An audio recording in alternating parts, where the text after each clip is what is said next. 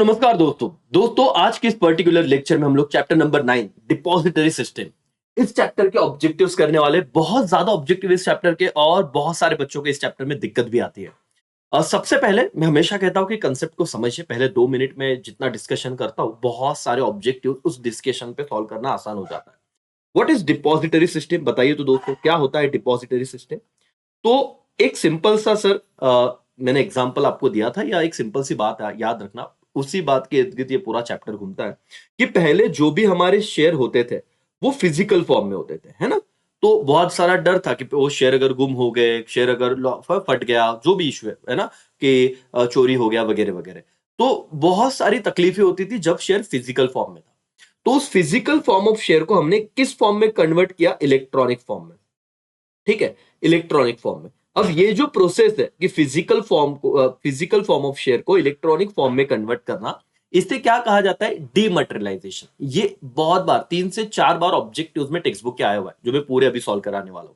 ठीक है, तो डीमटेरियलाइजेशन मतलब क्या कि जब आप फिजिकल फॉर्म ऑफ शेयर्स को, मतलब सिक्योरिटीज को कन्वर्ट करते हो इलेक्ट्रॉनिक फॉर्म में, उसे डीमटेरियलाइजेशन कहते हैं। लेकिन उधर ही आप देखोगे, वन वर्ड में देखो या फिलिंग द ब्लैंक्स में देख लो, एक उल्टा चीज आता है कि जब आप इलेक्ट्रॉनिक फॉर्म को फिजिकल फॉर्म में कन्वर्ट करोगे तो उसे क्या कहोगे? बोलो तो दोस्तों उसके लिए नाम है रीमटेरियलाइजेशन। क्या है? देखो, डी और री ये याद रखना।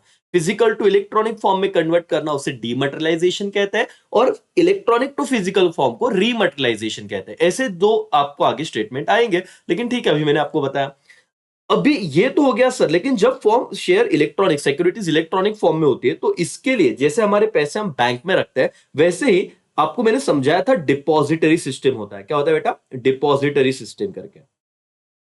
अब इसके इर्द गिर्द बहुत सारे आपके ऑब्जेक्टिव्स आएंगे, है ना। मैं आपको जो बताऊंगा और टेक्स्ट बुक के अंदर के ही कीजिए, उसी में से आने वाले, और आपका पूरा काम खत्म हो जाएगा। अब डीपी क्या है, डिपॉजिटरी पार्टिसिपेंट क्या है सर? ऐसा व्यक्ति, जैसे मैंने आपको और एक एग्जांपल दिया था, जीरोधा, एंजल वन, अपस्टॉक, है ना, ग्रो। ये जो एप्लीकेशंस आप देखते हो, इसकी आप एड्स देखते हो, ये क्या है? ये डिपॉजिटरी पार्टिसिपेंट है ना। ये लिंक क्रिएट करते हैं इन्वेस्टर और जो भी अपना कंपनी है उसके बीच में।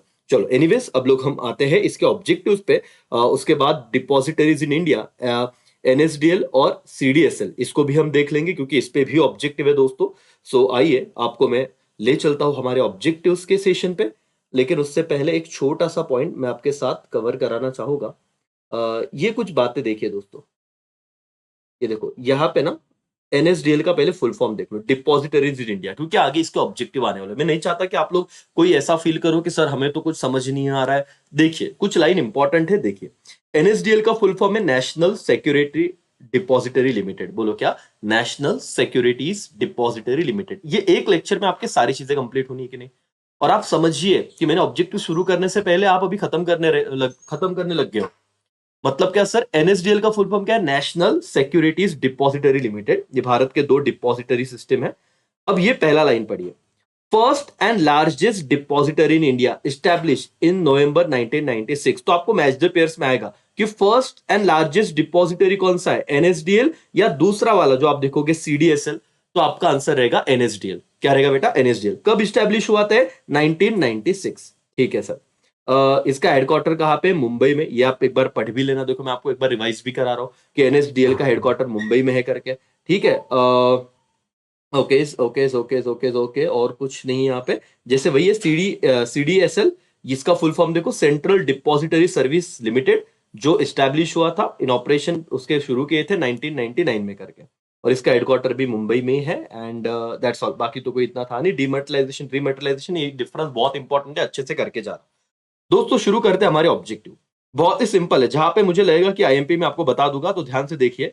Physical mode of security held in, मैंने अंडरलाइन पहले से ही करके रखा है। जब आप शेयर को फिजिकल मोड में हेल्ड करते हो तो उसे क्या कहते हैं? पेपर वाला। क्या होगा दोस्तों? उसे पेपर फॉर्म करके। Physical mode of securities are held in paper form. दूसरा, रिस्क ऑफ लूजिंग सर्टिफिकेट। कहां पे हमको ये डर है कि हमारे शेयर गुम हो जाएंगे कहीं, तो है ना, कि हमको फिर प्रॉब्लम आएगा, तो कहां पे रिस्क है? बट ऑब्वियस, जब शेयर आपका फिजिकल फॉर्म में रहेगा। देखो एक जगह क्या आया सर, ध्यान से समझिए। Physical mode, in physical mode securities held in paper form. Risk of losing share certificate कहां पे रहेगा? जब आप सिक्योरिटीज कौन से मोड में हेल्ड करोगे? फिजिकल फॉर्म में। सिंपल है। Yes sir. अब देखो, depository system in depository system securities are held in dash dash form. जो बच्चा नहीं पढ़ के जाएगा, सिर्फ ये लेक्चर भी देख के जा रहा है सर, उससे इस चैप्टर के कुछ इंपॉर्टेंट लाइंस भी समझ में आ रही है कि डिपॉजिटरी सिस्टम में हम लोग किस तरह से शेयर हेल्ड करते हैं। तो इलेक्ट्रॉनिक फॉर्म में हम शेयर को रखते हैं। बोलो, डिपॉजिटरी सिस्टम में हम लोग शेयर्स को इलेक्ट्रॉनिक फॉर्म में रखते हैं। अब यहाँ पे मैं शेयर वर्ड यूज कर रहा हूं, वो सिक्योरिटीज होगा, मतलब सब हो जाएगा, शेयर्स, डिबेंचर, बॉन्ड, सब चीजें। ठीक है, ओके सर। नाउ चलो, dash dash is the institute which facilitate electronic holding of securities. तो जब जब आपको ऐसी चीज आएगी इलेक्ट्रॉनिक होल्डिंग ऑफ सिक्योरिटीज, कौन सा इंस्टीट्यूट है, तो आंसर क्या रहेगा बेटा, डिपॉजिटरी। ठीक है, आपको अलग अलग है, देखो, डिपॉजिटरी, पार्टिसिपेंट, इशुअर, डिपॉजिटरी, आपने कभी पढ़ा नहीं होगा और पेपर में बहुत ज्यादा ट्रेस हो जाता है। तो आपको सिंपल याद रखना है, ऐसा कौन सा इंस्टीट्यूट है जो इलेक्ट्रॉनिक होल्ड करेगा सिक्योरिटीज को, तो डिपॉजिटरी सिस्टम रहेगा। क्या बेटा, डिपॉजिटरी सिस्टम। ठीक है sir. There is no payment of dash dash when securities are demated. Demated का मतलब क्या है, जब हम उसे इलेक्ट्रॉनिक फॉर्म में कन्वर्ट कर देते हैं। और ये आप जब डिफरेंस पढ़ते हो तब आपको बहुत काम में आने वाला है। तो देखो, ऑक्ट्रॉय, वेल्थ टैक्स की स्टैंप ड्यूटी, अभी तो यहाँ पे अंडरलाइन है, आंसर आपको तुरंत दिख रहा है, लेकिन पेपर में आप भूलना मत। ये आपने ना जब टेक्स्ट बुक पढ़ा होगा तब आपने पढ़ा है कि जब आप अपने जो शेयर है, कौन सा सर, आपका जो शेयर फिजिकल फॉर्म वाला, आप इसे किस में कन्वर्ट कर देते हो, इलेक्ट्रॉनिक फॉर्म में, डीमैटेड, तो कौन सा टैक्स नहीं लगता, no payment of stamp duty. Answer क्या रहेगा, स्टैंप ड्यूटी। बोलो बेटा, क्या रहेगा, स्टैंप ड्यूटी। एक ही चीज 2 से 3 बार बोलो। चलो अब मैं आपको जनरल पूछता हूं, स्क्रीन की तरफ मत देखिए, मुझे बताइए कि जब हम लोग शेयर को इलेक्ट्रॉनिक फॉर्मेट में कन्वर्ट करते हैं तो कौन सा टैक्स, कौन सा ड्यूटी नहीं पेड करना होता, तो स्टैंप ड्यूटी पेड नहीं करना होता है करके। देखो, मैंने आपको कहा था डिपॉजिटरी एक्ट क्या है, अभी ये एक्ट की बात चल रही है, कुछ कीवर्ड को अंडरलाइन कीजिए। डिपॉजिटरी एक्ट कब पास हुआ था, इन द ईयर ऑफ 1996। ये मैच द पेयर्स में भी आने वाला है, तो याद रखिए, डिपॉजिटरी एक्ट कब पास हुआ था, 1996। फिर India has dash dash depository system. बेटा ये ना ट्रू और फॉल्स में भी आया हुआ है आगे जाके, और रीराइट द स्टेटमेंट, वो अंडरलाइन देखो गलत वाला होता है, फिर उसे हमें करेक्ट करके रीराइट करना होता है, वहां पे भी आया है, तो बहुत ध्यान से देखना। इंडिया में मल्टी डिपॉजिटरी सिस्टम है। बोलो, कौन सा डिपॉजिटरी सिस्टम बेटा, multi depository system. Once again repeat करो, इंडिया में कौन सा डिपॉजिटरी है, सोल, सिंगल, मल्टी, तो आंसर रहेगा मल्टी डिपॉजिटरी। बोलो एक बार, क्या, मल्टी डिपॉजिटरी। ठीक है sir. Dash dash is the constituent of depository system. कौन है sir important part depository system का, तो इश्यूअर। इश्यूअर मतलब वो कंपनी करके। ठीक है, तो ये अंडरलाइन आईएमपी करो इसको। तो बहुत बार बच्चों को लगता है गवर्नमेंट, नहीं सर, ट्रस्ट बिल्कुल नहीं सर, जो इश्यूअर है, जो शेयर्स इशू करता है, company is the important constituent of depository system. कौन सा ओल्डेस्ट डिपॉजिटरी सिस्टम, मैंने कहा ना पहला, देखो हमने लाइन पढ़ा था, क्या पढ़ा था, एनएसडीएल। क्या पढ़ा था बेटा, एनएसडीएल। तो आपको यहां पे कंफ्यूजन हो सकता है, ये दोनों आंसर नहीं है करके। ओल्डेस्ट, वापस रिपीट करो ये लाइन, अभी रिपीट कर लो। ओल्डेस्ट डिपॉजिटरी इन इंडिया क्या है, एनएसडीएल। बोलो, ओल्डेस्ट डिपॉजिटरी इन इंडिया क्या रहेगा, NSDL. One second, oldest depository in India क्या रहेगा, एनएसडीएल करके। ठीक है, वेरी नाइस। चलो आगे जाते हैं दोस्तों। डीमैट अकाउंट ओपन बाय, ये देखो इसको भी आईएमपी कर लो। ठीक है ना, सीडीएसएल नहीं सर, सेबी नहीं सर, बेनिफिशियल ओनर मतलब हम लोग जिसे शेयर खरीदने हैं, शेयर बेचने हैं, तो कौन ओपन करता है डीमैट अकाउंट बेटा, बेनिफिशियल ओनर। बोलो मेरे साथ, कौन ओपन करेगा, beneficial owner. Demat account open by beneficial owner. One second, बोलो क्या, demat account open by beneficial owner. ठीक है। डीमैटेड शेयर आर, अब ये भी आईएमपी करो सर, आप हर कोई आईएमपी बोल रहा हो, इसलिए बोल रहा हूं ताकि आपका और कॉन्सेंट्रेशन बढ़ जाए। कि क्या होता है सर, डीमैटेड शेयर है, नॉन ट्रांसफरेबल है क्या, नहीं सर, वो तो हम ट्रांसफर कर सकते हैं। बेरर है क्या सर, वो वाला छोड़ दो। फंजिबल मतलब क्या, कोई भी उसको डिस्टिंग्विश नंबर से नहीं किया जाता, समझा, फंजिबल, तो यहाँ पे अंडरलाइन करना फंजिबल। क्या sir, fungible, demated share are fungible, इसलिए इसको आईएमपी करो। कुछ अलग है ना, यस और नो, हाँ। चलो, dash dash is the unique code given to securities. ठीक है, सिक्योरिटीज को जो यूनिक कोड दिया जाता है उसे क्या कहा था बेटा, आईसिन कहा जाता है। 12 डिजिट का कोड, ये आएगा आगे, मैं आपको बताऊंगा क्या कहा जाता है, आईसिन। बोलो क्या, आईसिन, ISIN। ठीक है, इन आईसिन, ठीक है, ISIN, in ISIN for corporate securities allotted by. अब ये देखो, इससे रिलेटेड, अब ये जो कंसेप्ट है ना, आपने भले चैप्टर पढ़ा हो कि ना पढ़ा हो, और पढ़ा होगा तो भी अपने को सारी चीजें याद तो नहीं रहती, तो ये किसके लिए हम अलॉट करते हैं, तो टू सिक्योरिटीज, ये पहला कंसेप्ट है। दूसरा, इसे कौन अलॉट करता है, सेंट्रल गवर्नमेंट क्या, नहीं सर, स्टेट गवर्नमेंट क्या, नहीं, तो एनएसडीएल जो हमने पढ़ा है वो अलॉट करता है ISIN नंबर। बोलो, कौन अलॉट करता है, एनएसडीएल। समझ में आ गया बेटा, आपने पहले अंडरलाइन करके लिए रखा होगा, लेकिन इन लेक्चर्स का अलग इंपॉर्टेंस है। है ना, आपको समझ में आती चीजें कि किस हिसाब से आपको ध्यान में रखना है। और मैं पहले इसलिए आराम से बता रहा हूं क्योंकि इससे कनेक्टेड आगे वाले ऑब्जेक्टिव, अगर ये समझ गया तो आगे हम फटाफट करके खत्म कर देंगे। ओके, तो ISIN नंबर कौन इशू करता है, अलॉट करता है? तो NSDL। Dash dash has to apply, अब किससे अप्लाई करना होगा? तो कंपनी को अप्लाई करना होगा कि मुझे नंबर दे दीजिए। तो देखो बेटा, तीन तरह के सवाल आ सकते हैं। अब मुझे बताओ, पहला सवाल ये होगा कि ISIN नंबर हम लोग किससे इशू करते हैं, यूनिक कोड किसे दिया जाता है? तो सिक्योरिटीज को दिया जाता है, ठीक है। ये फिर ये कौन अलॉट करता है? Allotted by NSDL। और तीसरा कि इसके लिए अप्लाई कौन करेगा? तो कंपनी करेंगे, ठीक है सर। DP नहीं करेगा, डिपॉजिटर्स नहीं करेंगे, तो कंपनी अप्लाई करेगा ISIN नंबर के लिए। डन राजा? यस सर करके। Dash dash has to pay charges to maintain demat account, किसे पे करना पड़ेगा? जो ओपन करेगा अकाउंट, इन्वेस्टर, उसे उसको डीमैट अकाउंट ओपन करने के जो भी चार्जेस हो देने पड़ेंगे। NSDL प्रमोटेड बाय, इसे कौन प्रमोट करता है? तो national stock exchange, NSE underline IMP।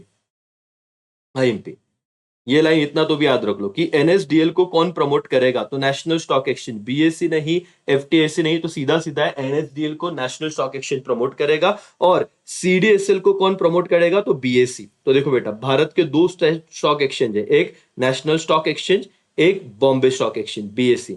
तो NSE किसे प्रमोट कर रहा है बोलो तो बेटा? NSE प्रमोट कर रहा है सर NSDL को।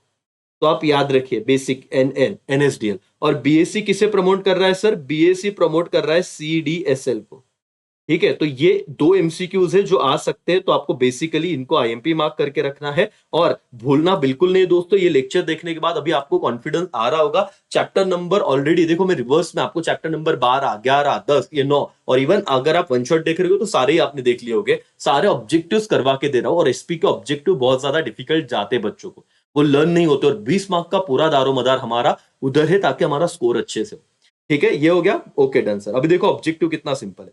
बैड डिलीवरी की जब बात आएगी तो बट ऑब्वियस है, शेयर किस फॉर्म में रहेगा? Problem face in physical mode of securities. Bad delivery sir, है ना, किसी को गलती से दूसरे व्यक्ति को चला गया, है ना, गलत शेयर चले गए वगैरह वगैरह। बैड डिलीवरी वाला सीन कब होगा? जब आपका फिजिकल मोड में सिक्योरिटी होगा। तो इसका आंसर है ये वाला सर, ठीक है।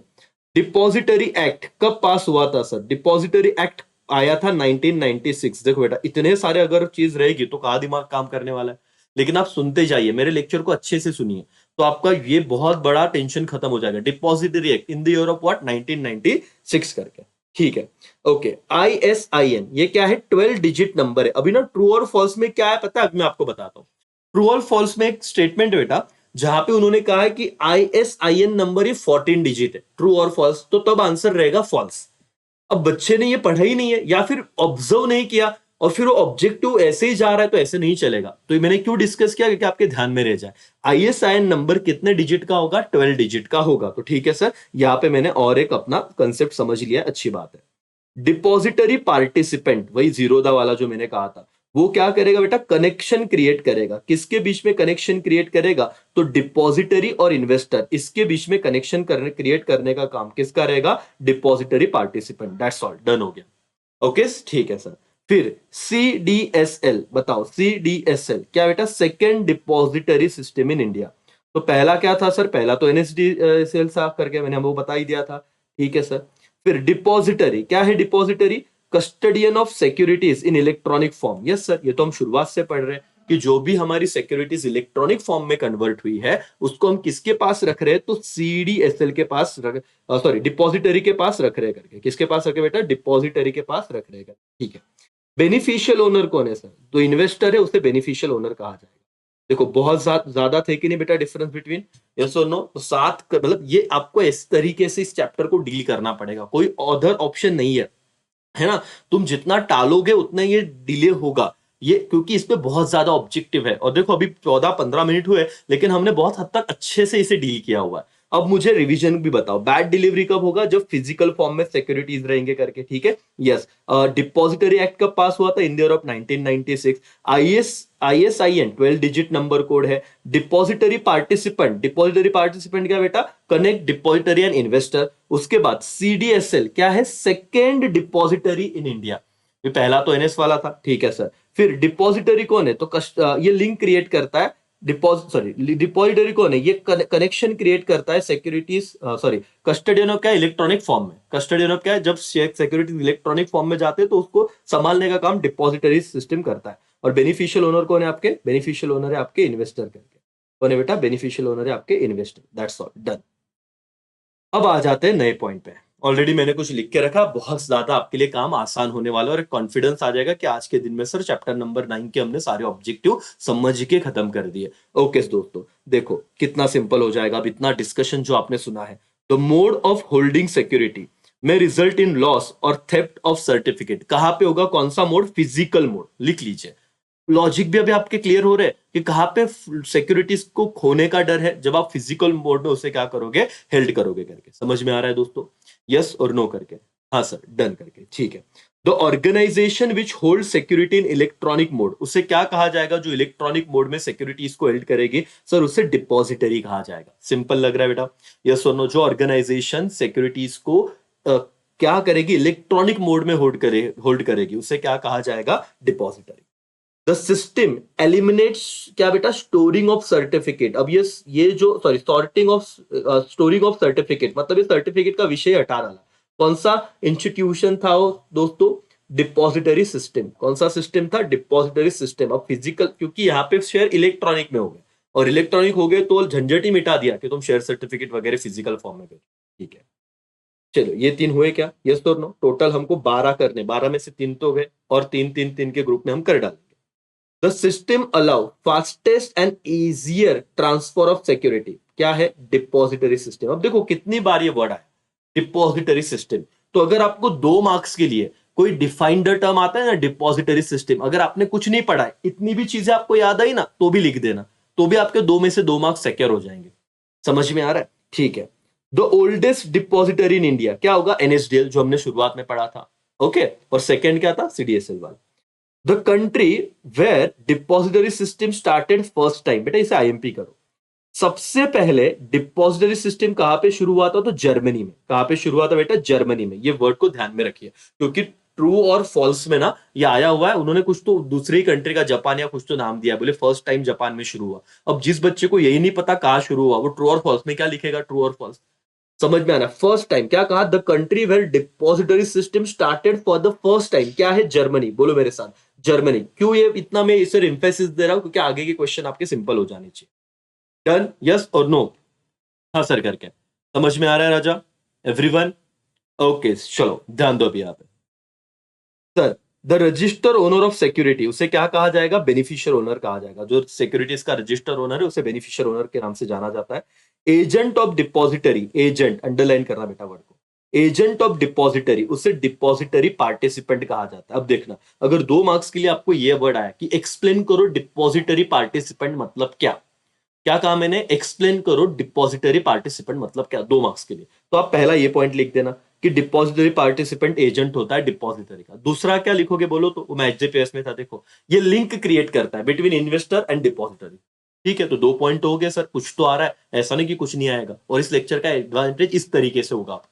ओके, अब ये दोनों ही इंपॉर्टेंट है बेटा। ये देखो मैंने आपको कहा था ना, एक का आंसर है डीमटेरियलाइजेशन, स्पेलिंग याद रखना, और एक का आंसर है रीमटेरियलाइजेशन। अब डीमटेरियलाइजेशन मतलब क्या? देखो, the process convert security into electronic form from physical form. Physical form से इलेक्ट्रॉनिक फॉर्म में कन्वर्ट कराना, इसे डीमटेरियलाइजेशन कहते हैं। देखना, इसकी जगह अगर दूसरा आ गया तो तुम वो डीमटेरियलाइजेशन से रट के रह जाओगे, जबकि आंसर रहेगा रीमटेरियलाइजेशन। और तुम बाहर आके बोलोगे अरे इसका तो एकदम सिंपल था, 1 मार्क्स फिक्स है। अरे ऐसा डीमटेरियलाइजेशन बेटा, देख क्या बोला होगा? पहला अगर फिजिकल फॉर्म से इलेक्ट्रॉनिक फॉर्म में जा रहा है तो डीमटेरियलाइजेशन, लेकिन the process convert securities into physical form from electronic form. ये समझो, फ्रॉम फॉर्म में बहुत कंफ्यूजन होता है कि इलेक्ट्रॉनिक से फिजिकल में लेके जाना, ऐसे तो होता नहीं, लेकिन अगर हुआ तो उसे क्या कहेंगे? रीमटेरियलाइजेशन। बोलो क्या कहेंगे? रीमटेरियलाइजेशन। तो आपको डिफाइन में रीमटेरियलाइजेशन भी पूछ लेते तो एक लाइन तो लिखते आएगा। यस और नो? हाँ, okay. This means security are without distinctive number of fungibility. मैंने कहा था ना फंजिबल। फंजिबल मतलब क्या? कि सिक्योरिटीज को कोई अलग अलग नंबर दिए नहीं होते करके। This is unique code for securities given depository system. और यूनिक कोड का नाम क्या है? ISIN। इतना ही लिखना है आपको, दैट्स ऑल। डन? यस, अगर ये हो गया है तो दोस्तों अब आओगे आप ट्रू और फॉल्स, और बहुत अच्छी तरीके से आपको समझ में आएगा और आप देखोगे कितने रिपीटेटिव मोड पे उन्होंने ऑब्जेक्टिव पूछे है। Physical mode of holding securities is risky, क्या ये सही है क्या? क्या फिजिकल मोड में जब सिक्योरिटी हेल्ड करते हो तो बहुत ज्यादा रिस्क होता है गुम जाने का, चोरी होने का? तो answer is yes sir, it is true. Allotment of security take longer time when physical mode, it is true sir. जब आप फिजिकल मोड की बात करोगे तो वहां पे एक्स्ट्रा टाइम लगने वाला है, that's why it is true. Transfer of security is easier in electronic form, yes sir it is true. तो इलेक्ट्रॉनिक में बातें आसान होती है, तो पहले तीनों के आंसर क्या थे आपके? ट्रूथ है, ठीक है। चौथा, जब फॉल्स होना उसे आईएमपी कर दो बेटा, क्योंकि यूजुअली ट्रू वाला तो अपने को पता है कि कॉमन सेंस है, लेकिन फॉल्स में कुछ तो दिमाग रहेगा। देखो, bad delivery is likely in depository system, ये फॉल्स है। क्यों सर? क्योंकि बैड डिलीवरी डिपॉजिटरी सिस्टम में नहीं होता है, वो फिजिकल मोड होता है तब बैड डिलीवरी का धोखा रहता है। तो डिपॉजिटरी सिस्टम में ऐसा होता नहीं, दैट्स वाई इसका आंसर रहेगा फॉल, और इसे स्टार मार्क कर दीजिए। समझ में आ रहा है एवरीवन? यस और नो करके? हाँ सर, डन पक्का? ओके, तो अभी हमने 11th के लिए भी दोस्तों ऐसे ही चीजें बनाई हैं, तो आप, मेरे को रिक्वेस्ट है कि आप मेरे ब्रांड एम्बेसडर हो, अपने दोस्तों के साथ जरूर शेयर कीजिएगा, है ना? अगर आपको थोड़ा भी फायदा हो रहा है तो जो 11th के बच्चे जो आपके आने वाले दोस्त रहेंगे, सो डेफिनेटली आप ही बता सकते हो। अब जो भी एग्जिस्टिंग क्लास में हो देख रहा हूं मैं, आप हमें गूगल पे रिव्यू दे सकते हो, बहुत बच्चे हमें उधर हेल्प कर रहे हैं, तो आप भी उनमें से एक चीज कर सकते हो करके, ठीक है? चलो, ये देखो यहाँ पे ट्रू और फॉल्स मैंने आपको कहा था। The depository system begin in USA for the first time in the world. अब मुझे बताओ, आपके दिमाग में वो अलर्ट आया क्या? मैंने कितना चिक चिक के पहले क्यों बताया था कि पहली बार कब आया था डिपॉजिट, कहां पे आया था डिपॉजिट सिस्टम? तो जर्मनी में। और ये क्या बोल रहे हैं? यूएसए, दैट्स वाई आंसर क्या हो गया? फॉल्स। इधर आईएमपी कर दीजिए। समझा? अभी आपके मार्क्स जाएंगे नहीं और आपको भी डिफिकल्ट नहीं लगेगा ये चैप्टर, ठीक है? India has multi depository system, yes sir true. अभी मैंने वो भी आपको बहुत बार बताया था, वो सिंगल याद आ रहा है, सोल तो multi, multi, yes sir true. Depository system is very similar to banking system, true. DP मतलब depository participant is constituent of depository system, yes sir, वो पार्ट है उसका। डीपी एजेंट है, yes sir it is also true, DP is the agent of depository system. A bank can work as a DP, yes sir it is true. IMP कीजिए इसे, क्या bank DP की तरह काम कर सकता है? Yes sir, bank can work as a DP, okay. DRF require for conversion from physical to electronic, yes sir, तो इसको ना रिक्विजिशन ऑफ फॉर्म कहते हैं, डिमैट रिक्विजिशन फॉर्म जैसे, ठीक है? डीआरएफ, आईएमपी करो इसे, DRF is required for conversion from physical to क्या? इलेक्ट्रॉनिक फॉर्म, तो डीआरएफ याद रखना। और ट्रू है करके वो। ISIN unique code given to specific security, it is also true, that's all sir. बाकी दिक्कत नहीं थी, फॉल्स वाले याद रख लेना, ट्रू वाले वन टाइम पढ़ने, बाकी दिक्कत नहीं है करके sir. Okay sir, find odd word. अब देखो क्या है sir? Theft of certificate, torn certificate और एलिमिनेशन स्टोरेज सर्टिफिकेट, इसमें ये ऑड वर्ड है। अब ऐसा क्यों? क्योंकि ये दोनों जो है ना बेटा, वो फिजिकल फॉर्म वाले के विषय है। ये फिजिकल फॉर्म में सिक्योरिटी रहा तो चोरी हो जाएगा, है ना, टॉन फट जाएगा वगैरह, लेकिन ये तो एलिमिनेशन इलेक्ट्रॉनिक है, तो इसलिए ऑड वर्ड, ठीक है? NSDL CDSL डिपॉजिटरी, लेकिन ये क्या है sir? NBFC, odd word, okay. Depository DP, ये उसके इंपॉर्टेंट कंस्टिट्यूएंट है। RBI, ये ऑड वर्ड आ गया सर, इसलिए इसको कोई कनेक्शन नहीं है, odd word. DP, BO beneficial owner करके, डीपी डिपॉजिटरी पार्टिसिपेंट, ये उसके एक इंपॉर्टेंट टर्म है। स्टेट गवर्नमेंट, ये ऑड वर्ड हो गया। इशुअर, बेनिफिशियल ओनर, ये सेम कंसेप्ट में आ रहे हैं डिपॉजिटरी सिस्टम के। Again central government, odd word. DRF, RRF, ये फॉर्म है डिमेटेरियलाइजेशन के, रिमेटेरियलाइजेशन के, लेकिन ये जो PPF है ये क्या हो जाएगा? ऑड वर्ड हो जाएगा, दैट्स ऑल, सिंपल सी बात थी sir. Okay, complete the statement, ये होते ही आपका बहुत हद तक ये चैप्टर डन हो जाएगा बेटा, और आप लोगों को एक कॉन्फिडेंस आ जाएगा जो इतने दिनों से आप लोग टाल रहे हो। कर लेंगे कर लेंगे कर लेंगे, और फिर टेंशन आ रहा है, नहीं सर वो करने से पहले फिर अकाउंट से आ जाता है, फिर OCM करना है, फिर सर इंग्लिश करना है, और हो ही नहीं रहा है, और फिर एग्जाम के एक दिन पहले आप आधा एक घंटा नहीं दे सकते, अब भी इतना टाइम हो रहा है सर, और तब आप ऑब्जेक्टिव को कहां से अलग से टाइम दोगे? और फिर 20 में से भी आपको 10-12 मार्क्स मिलते हैं, और उधर आप जो हाथ के मार्क्स है वो गंवा देते हो, तो ऐसे कीजिए नहीं। चलो, अब आपको रिपीटेटिव मोड पे चीजें दिखेंगी। Central location for keeping security in demat form, उसको डिपॉजिटरी कहा जाएगा। जब भी आपको आए कि डीमैट इलेक्ट्रॉनिक फॉर्म में सिक्योरिटी कहां पे रखेंगे, तो आंसर होगा डिपॉजिटरी, ठीक है sir. Freezing of debit credit of security is possible, कहां पे फ्रीज कर सकते हो? डिपॉजिटरी में ही वो पॉसिबल होगा करके। आईएमपी करना बेटा, जब भारत आजाद हुआ था, the first depository in the world Germany में जब चालू हुआ था, वो कब चालू हुआ था? 1947, जब भारत आजाद हुआ था करके। तो जर्मनी तो पता है आपको, लेकिन कब शुरू हुआ था? अगर ऐसे ऑब्जेक्टिव आ गया, first depository of the world started in the year of 1947। Now the Indian depository act कब पास हुआ था? In the year of 1996। ये तो हमेशा इंपॉर्टेंट रहा ही है। Link between depository and investor, अब आपको समझ में आ रहा है? ये आपने मैच डे पेयर्स में भी पढ़ा था, अभी वन वर्ड में भी पढ़ा था। इसको डिपॉजिटरी पार्टिसिपेंट कहते हैं। डीपी मतलब क्या? Depository participant. ये लिंक क्रिएट करता है इन्वेस्टर और डिपॉजिटरी में। Account of security of the investor is maintain by, तो इन्वेस्टर का अकाउंट कौन मेंटेन करता है? अगेन आंसर सेम रहेगा, डिपॉजिटरी पार्टिसिपेंट। ध्यान से समझना, इतना समझा बेटा? 6 पॉइंट, यस और नो? हाँ, आगे।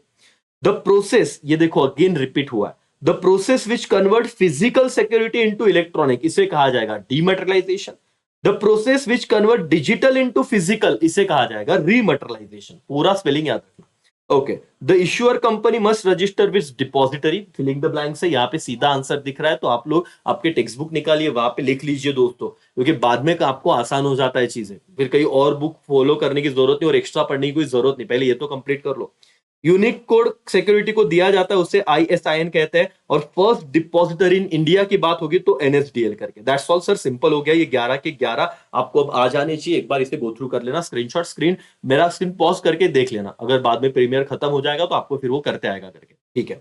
ओके, अब ये तो एकदम सिंपल होता है राजा। अब क्योंकि आपने ऊपर इतने अच्छे से ध्यान दिया तो ये आपको सिंपल जाएगा। और पेपर में देखो, सिलेक्ट द करेक्ट ऑप्शन, नीचे आपको ऑप्शन दिए रहेंगे, वही से सिलेक्ट करना। सी, डीमटेरियलाइजेशन ये क्या है? कि आप फिजिकल फॉर्म को इलेक्ट्रॉनिक में कन्वर्ट करते हो, शेयर्स को, सिक्योरिटीज को, उससे कहते हैं डीमटेरियलाइजेशन। तो ये हो गया इसका।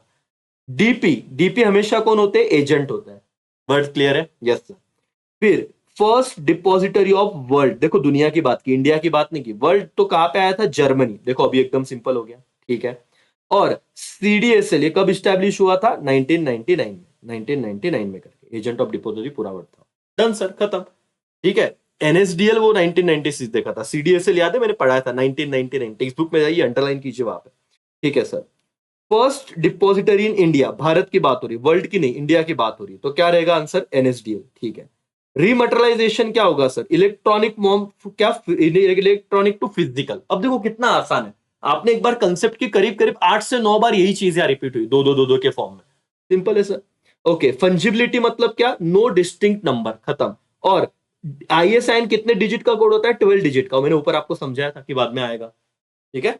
ठीक है, 14 वाला भी आया, 12 वाला भी आया, समझो सर। ठीक है, चलो फिर अब करेक्ट ये वाला करते हैं और इसी के साथ अरेंज वाला, और अपना खत्म हो जाएगा। 5 मिनट में तुम्हारा पूरा पूरा चैप्टर डन हो रहा है बेटा, और खुशी मनाइए। और फायदा हो रहा है तो लाइक कीजिए। मैं यही देखता हूं मैं, बच्चे बहुत अच्छे से वीडियो देख रहे हैं, लेकिन उन्हें लाइक सब्सक्राइब नहीं करेंगे सर, है ना? तुम हमारे लिए मेहनत कर रहे हो, हमारा क्या जा रहा है बता दे। मतलब इतना तो भाई, मतलब जो कर रहे हैं उनके लिए तो भाई दिल से शुक्रिया। लेकिन जो नहीं कर रहे हैं तो ये दिखता है कि भाई हम लोग, ठीक है मैं मेरा काम कर ही रहा हूं, लेकिन ये मेरी दुआ है। मैं बोल रहा हूँ ना कि मेरे जो क्रैश बैच और ऑफलाइन बैच के बच्चे हैं, डेफिनेटली वो ऊपर वाला हेल्प करेगा, क्योंकि उनके बदौलत ये चीजें हम लोग आपके लिए कर रहे हैं। ठीक है, चलो ध्यान से देखिए।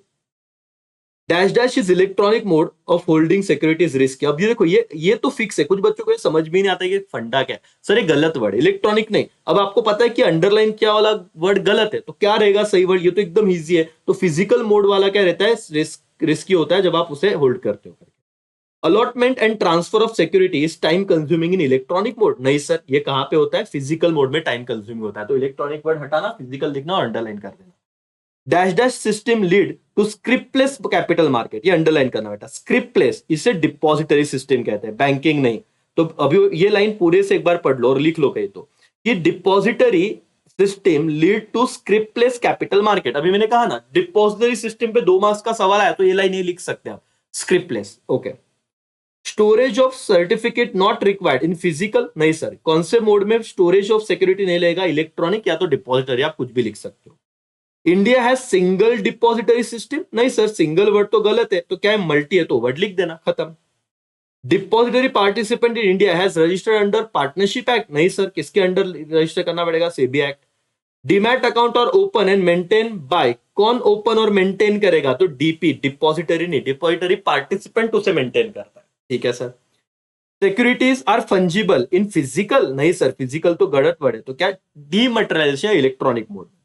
ISIN code given to, company को दिया जाता है कि सिक्योरिटी को दिया जाता है? कंपनी नहीं सर, सिक्योरिटीज को ये कोड दिया जाता है। तो सिक्योरिटीज ये वर्ड लिखना और इसे IMP कर दो।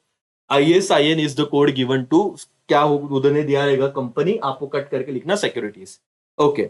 ISIN ऑफ इंडियन गवर्नमेंट, ठीक है, ISIN of Indian government security issued by, ये कौन इशू करता है? NSDL क्या? IMP करो बेटा इसको, RBI करके, ये कट करके RBI इशू करता है, वो लिख लेना। Done, okay, sorted. अब आपको अपना लेक्चर 1 मिनट में खत्म हो जाएगा। अरेंज इन प्रॉपर वर्ड, सबसे पहले आप डीमैट अकाउंट ओपन करते हो, ठीक है। उसके बाद फॉर्म सबमिट करते हो कि हमारे फिजिकल शेयर इलेक्ट्रॉनिक फॉर्म में कन्वर्ट कर दो, तो सबमिट ऑफ DRF। और उसके बाद आपके सारे जो स्टेटमेंट ऑफ अकाउंट है वो उसमें कन्वर्ट हो जाते करके। तो पहला वर्ड है open demat account, submit DRF और स्टेटमेंट ऑफ अकाउंट। तीसरा आपको मिलेगा कितने शेयर है कितने नहीं मिलेगा। यहाँ पे investor that is beneficial owner submit application for security to issuer, ये पहला पॉइंट रहेगा। दूसरा, issuer company give detail allotment to depository. और तीसरा, depository intimate DP about the credit, क्या बेटा? Crediting beneficial owner account. तो ये IMP कर लो बेटा, क्योंकि यूजुअली समझ में नहीं जाता, बाउंसर जाता है। देखो, इन्वेस्टर जो होता है ना, वो सबमिट करेगा अपना एप्लीकेशन, ये तो हमेशा पहला पॉइंट रहेगा। दूसरा, जो इश्योर कंपनी वो भी डिटेल देंगी अलॉटमेंट टू, मतलब दोनों इन्वेस्टर और इश्योर कंपनी अपना अपना काम करेंगे। फिर तीसरा रहेगा डिपॉजिटरी का काम करना, वो इंटीमेट करेगी DP को कि अलाउ किया कि नहीं। तो फर्स्ट, लास्ट वाला सेकंड और मिडल वाला थर्ड, दैट्स ऑल। डन हो गया। इसी के साथ दोस्तों आपके इस चैप्टर के सारे ऑब्जेक्टिव डन हो गए 30 मिनट में, ठीक है। आएगा 1 मिनट तो मैं आपसे बात करूंगा, दैट्स ऑल, डन। और जो आप टाल रहे थे सर डिपॉजिटरी डिपॉजिटरी, इसके चैप्टर के ऑब्जेक्टिव छोड़ देंगे, मत करो ऐसे। 2 से 3 मार्क्स अगर आए दोस्तों तो आप लोगों को लेने के देने पड़ जाएंगे। लेकिन अब ये 2 बार लेक्चर देख लीजिए, 3 बार लिखे देख लीजिए, अपने दोस्तों के साथ शेयर कर लीजिए, कोई दिक्कत नहीं। आपके चैप्टर नंबर 9 के सारे ऑब्जेक्टिव डन हो गए, ठीक है। चलो, थैंक यू सो मच, ये पे मैं रुकता हूँ। बाय, टेक केयर, जय हिंद, जय भारत।